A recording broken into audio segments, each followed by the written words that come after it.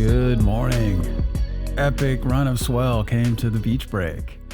Had me thinking of point breaks, just lefts peeling unbelievably down the line for days on end and lining up with ultra clean conditions, just like unreal, incredible. It's been so long since I've seen it like this, maybe the best I've ever seen it on this swell angle. Seeing so many incredible lefts had me thinking about the epic right points just down the coast and how down there every surfer knows right action, that the deepest surfer or the surfer up and riding has priority, and we let them have the wave. To drop in would be considered wrong.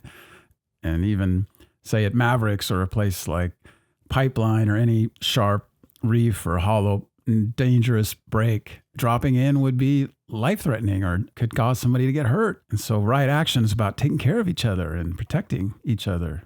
Johnny's a home builder and inspired a lot of us to build our own gear. And often in testing, we'll bring 2 sets of gear down to the beach, leave one in the sand, and take the other one out and try it out. And everyone pretty much agrees that it would be wrong to come along and just take it, to steal it, to run away with it. And so the right action is to let somebody have, their stuff, leave it alone, live and let live. And yet there are times when people break these norms or these taboos and behave the way we don't like or don't want them to.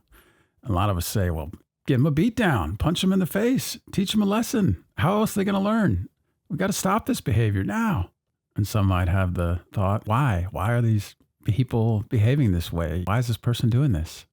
The question that comes to me is, why don't I behave that way? Like, why am I so interested in right action? Like, why don't I drop in on people all the time or steal people's stuff or start fights and break norms? Like, what is it about me? What's different about me? What did I get, or what upbringing did I have? Or if at birth, my baby self was switched with some other baby self in some third world or, whatever we want to call it, part of the world where things are way different and violent and all that, like, would I turn out different or would I be exactly the same? Is it nurture or nature, as they say?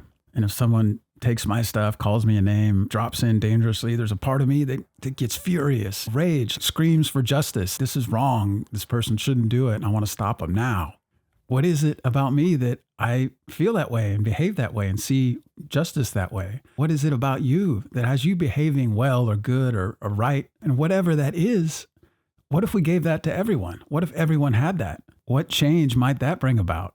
I mean, I'm a father. Every baby I've ever seen is sweet and innocent and pure and doesn't have a mean bone in their body, and they're kind and they're loving and just full of joy and love.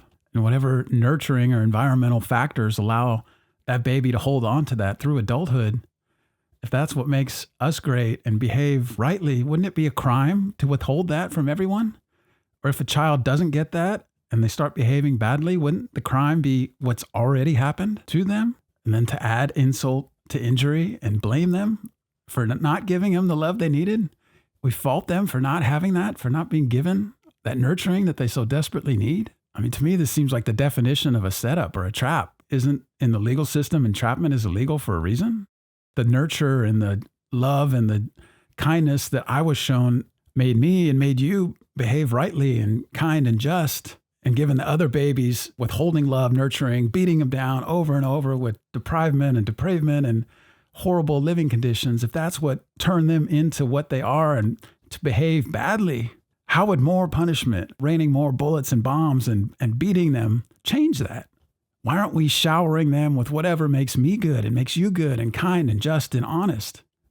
When I was a kid growing up, if someone, teenager driving by, revved their engine or had a big jacked up or a loud stereo system, the adults would say to me, oh, don't encourage them. They're just looking for attention. The fear was that if we gave them attention, they would just do more of the bad behavior that we didn't like. As an adult and as a father, I'm like, why don't we instead give them all of our attention? Just shower them with the love and the appreciation that they're so desperate for.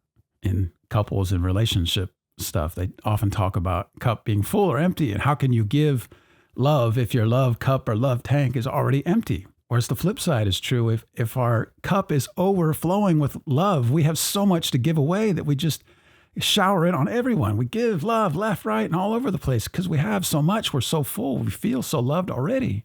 And after 3 days of this epic swell, my cup was so full. It was so rad to feel that stoked. And so I want us all, and I hope we can all fill our cups and then spread it around. Just give it away. Love, joy, stoke.